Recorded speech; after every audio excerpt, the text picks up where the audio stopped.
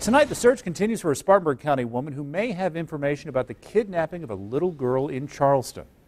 4-year-old Heidi Todd was found a little over a week ago in Alabama, just a day after she was taken from her home in Charleston. Authorities say the man charged with brutally beating Heidi's mother and abducting the little girl is Thomas Evans. He's still in custody, of course.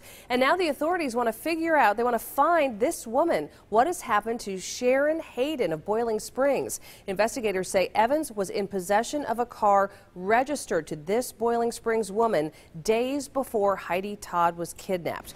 We're digging into this story tonight. Our Ben Hoover joining us live from the FBI offices in Spartanburg. So Ben, FBI involved in this investigation. What else do we know about it? Well, Amy, the FBI says that there are still a lot of unknowns in the case against Thomas Evans, like where he was in the days before the abduction and who he was with. Now, the hope is that this woman, Sharon Hayden of Boiling Springs, might be able to fill in some of those holes. These are photos of the car Thomas Evans was in possession of days before Heidi Todd was taken.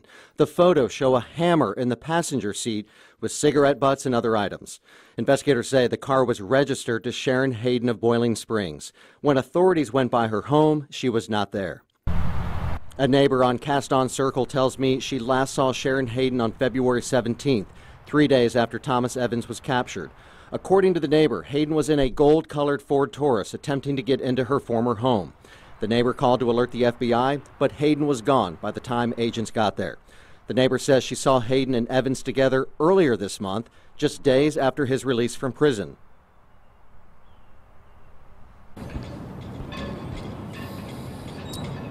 Now, I corresponded with Hayden's mother a little bit on Facebook today. She tells me if she was not in poor health, she would be out searching for her daughter in the Boiling Springs area. We'll have more from the mother at 6 tonight. Plus, I spoke with the manager of a local restaurant where Hayden still works, he considers, in Boiling Springs. Coming up at 6, you'll also hear who he last saw Hayden with and when that was. Amy? So Ben, when this man got out of prison, he was put on community release supervision, and apparently he was going to live with his mom, right, in that Boiling Springs area. That's how he wound up in this area. He was released on February the 1st, and again, as early as February 3rd.